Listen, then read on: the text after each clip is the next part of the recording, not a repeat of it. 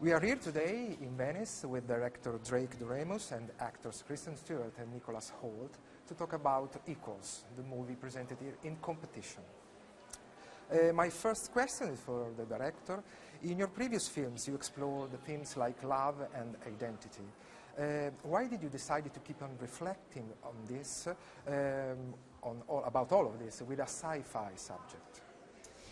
Well, I think every time I make a film, there's so many questions, and there's really never any answers. So for me, it's just a continued exploration in my life and in relationships and different things like that. And with this, I really wanted to try something totally different, something out of my comfort zone, but to continue to explore the ideas of love and relationships. And you know, getting to work with Nick and Kristen was just a dream come true, because we really did get to do that for 3 months. We went through that process together, and I think made something really honest.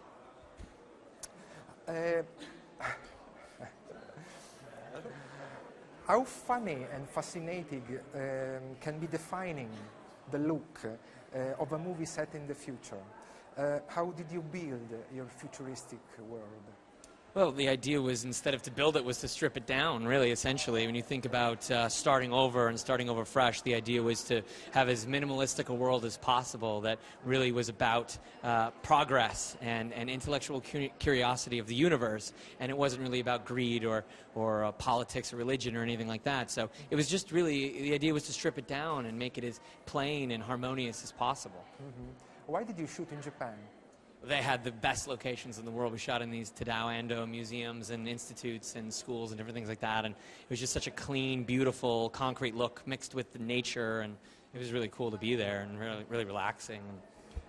If I'm not wrong, this is the first time you work with a scriptwriter, Nathan Yes. Parker. So how did you work on the script?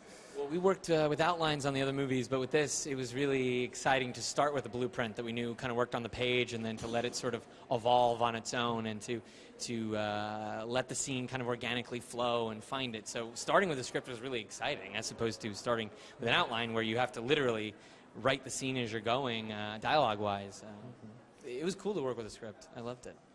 My question for both of you, the actors, how difficult was playing the roles of lovers in a world where emotions have been eradicated totally, and love is the illness, not the cure?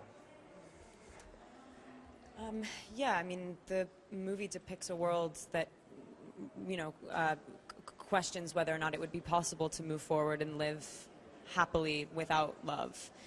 And for me, that's just an odd thing to think about. Like, maybe I'm a, you know, kind of like cheesy girl, but I think everything does boil down to desire and like love. If you don't love your job, why go? If you don't love, if there's something, what gets you out of bed in the morning?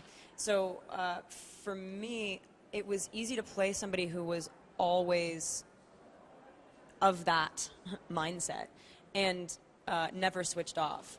I'm faking it in the beginning of the movie, but it was a perfect part for me to play because I never understood how it would be possible.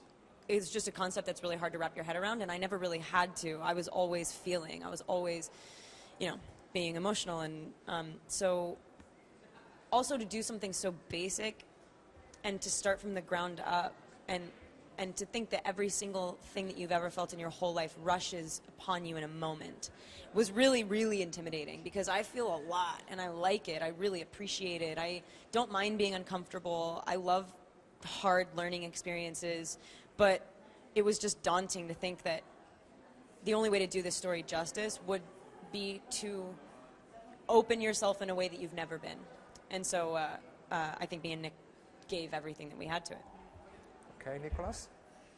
Yeah, I'm also a big sap, so anything love-based, most of the time, I'm into. And it's kind of one of the, well, Kristen summed up, like, you know, that all kind of boils down to that, ultimately.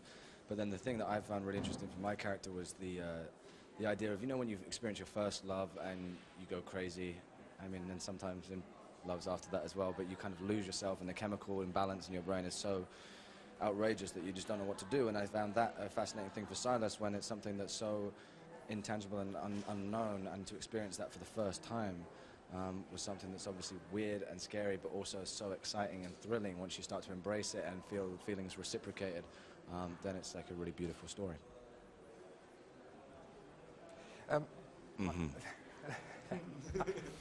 a last question for you.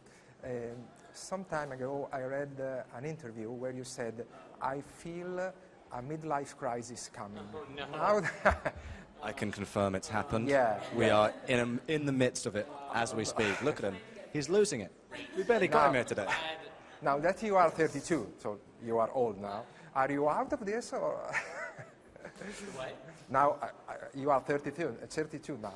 Are you out of this or has it come I down? mean, yeah, no, I feel, every time I feel like a movie, every time I make a movie, I feel just so exhausted through the process, and I think because I'm so desperate and excited about new experiences in life that for me it's a very exhausting process. I mean, the idea of, I mean, every time I make a movie and finish a movie, there's a breakdown, and then I got to restart and think about what matters and think about life and relationships. And this was definitely that. It's like a diary or a running phase where you just change over and you just become a new person, essentially. But yeah, I mean, I think the life of a filmmaker is a maddening one. It's a very imbalanced, up and down one, and it's tough. I don't know for you. I mean, Okay, thanks for the answer, but I was obviously joking. I know, yeah, no, I mean, yeah, I'm in crisis all the time. I mean, if there's any way we can cancel the screening tonight, that'd be amazing. I don't want anyone to see the movie. I hope so.